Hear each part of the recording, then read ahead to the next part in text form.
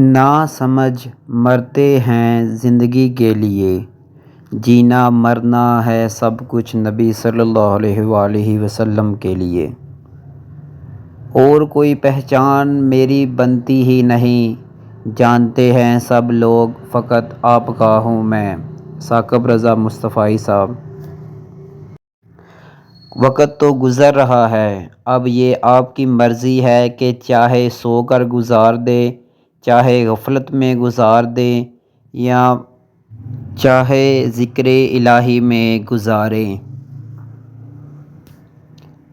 پیار کر اس ماں سے جس نے تجھے جنم دیا، محبت کر اس نبی سے جس کے صدقے سے زندگی جی رہا ہے۔ عشق کر اس رب سے جو تیرا مالک بھی اور خالق بھی ہے۔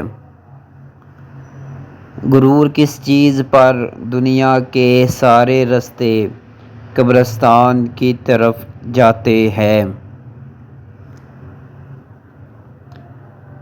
اوروں کو جو ملا ہے وہ مقدر سے ملا ہے، یا رسول اللہ مجھ کو تو مقدر بھی تیرے در سے ملا ہے۔ موت نہ ہو تو ہمیں معلوم کیسے ہوگا کہ جانے والا ہمیں کتنا عزیز تھا۔ نہ جانے کون سی دولت ہے آپ کے لہجے میں ثاقب، بات کرتے ہیں تو دل خرید لیتے ہیں۔ میں کسی کے میلے کفن کو کیوں دیکھوں، میری اپنی قبر کے معاملے بڑے سخت ہیں۔ 100 بار فدا میں اس جان پر، دل فتح کیا ہے جس نے محبت کی زبان سے۔ ثاقب رضا مصطفائی صاحب۔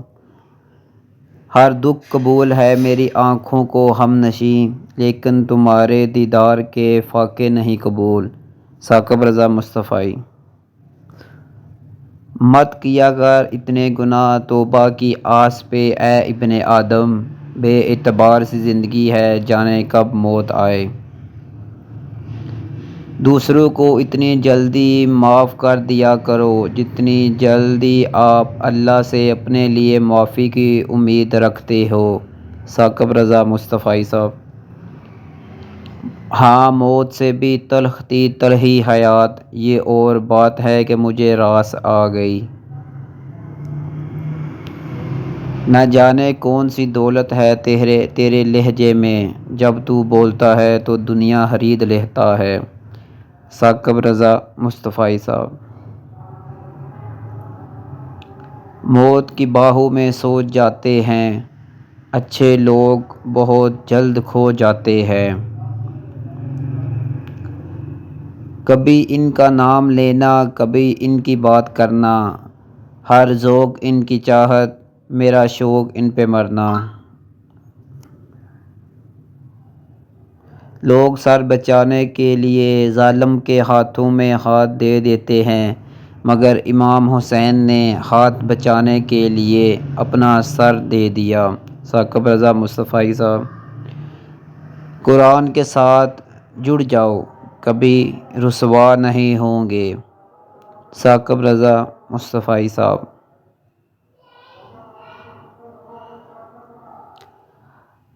100 بار فدا میں اس جان پر، دل فتح کیا جس نے محبت کی زبان سے۔